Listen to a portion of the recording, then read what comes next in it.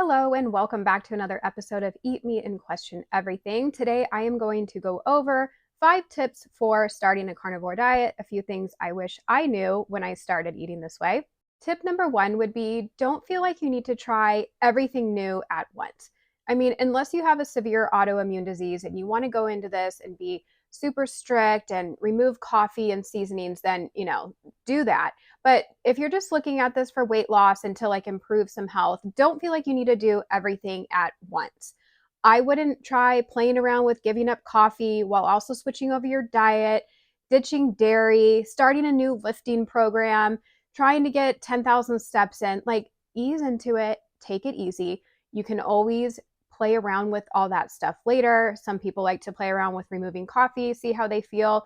Others like to try and take dairy out and see how they feel. I do recommend that we lift weights, but I wouldn't do all that on day one. It can be a little overwhelming. You may not want to stick to it. Let's just ease into things and keep things sustainable. Tip number 2 would be to don't track macros if you don't feel like it. It can be very confusing and overwhelming to people, but it also can be a really good tool. When I started, I did track macros because I needed to get an idea on what I, quote unquote, should be eating, because I'm like, I don't even know what I'm doing. Should I have half a pound of meat? Should I have 5 pounds of meat?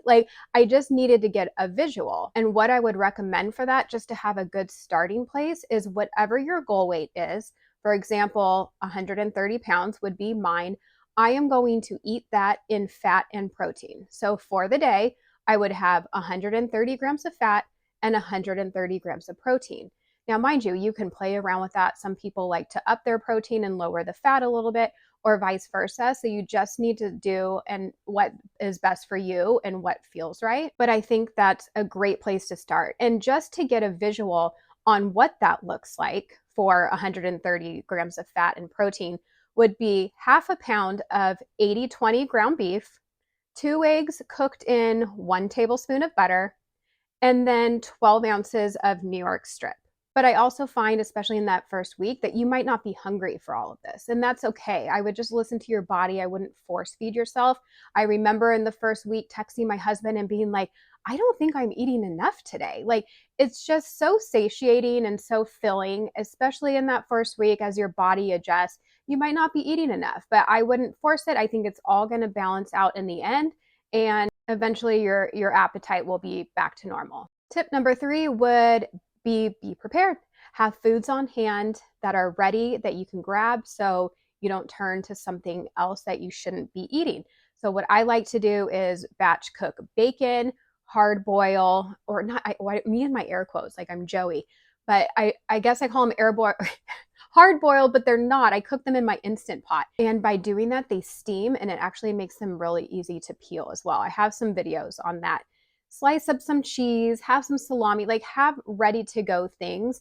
So if you're in a pinch, then you're not grabbing something that isn't on your plan. Batch cook meats, if you just want to have a big tub of ground beef, if you want to cook a roast and just eat that for the week, that's super helpful. You can keep things very simple and just have a bunch of meats, or you can batch cook something from a creative recipe from my cookbook. I would say doing one of a lasagna would be awesome. And then you can have a slice of that for dinner each night, making some breakfast meatballs, just little things like that to make your life a little bit easier. Tip number 4 would be to take photos and measurements. And of course, step on the scale, but I don't think the scale should be the only form of measurement you're using. Sometimes your body comp can be changing, but the scale is still staying the same. So if you're taking pictures, I would actually recommend to do a full body video, and you can stand there and then, turn to the left a little bit and then, do a full circle. But if you stand there in a pose, then you can take some screenshots from that and do some flexing videos. It will be nice to see how your muscles change. And mind you, you don't need to share this with anybody. This can just be for you. But if you plan on sharing your journey, having all these before photos is super helpful too. And you could also try on some clothes that don't fit if you do plan on making videos later. I'm so glad I have that content of me trying to jam myself into some old shorts that didn't fit a couple years ago, but now they do. So even just knowing that for you, it's nice to then try something on and have it fit again once you've been eating this way for a while. And tip number 5, of course, has to be me and my poop talk, because I think that's one of the most common comments or questions I get is the adjustment period in the beginning. I think more people lean towards having loose stools and less so people having constipation, but there is both. So if you are having loose stools, here's what I would recommend. I would ease up on the fat or the rendered fat. Say you're cooking ground beef in a pot. Now I would incorporate, all that liquid fat into my meals, but maybe you don't want to have that in the beginning and stick to a more solid fat. I would also chew your food really well. So the more that your mouth and saliva is doing, the less work that your stomach has to do. And maybe also don't drink while you're eating. You don't want to dilute the stomach acids. And also in the beginning, maybe don't do intermittent fasting, especially if you're having digestion issues. I would eat 3 meals a day. That way you're spreading the fat out. Like if you're having over 100 grams of fat, you probably don't want to have that all in one meal when you're adjusting to this way of eating. So if you do 3 meals, you're spreading the fat out, and that way you have a better chance of it not going right through you. I will say, don't trust a fart.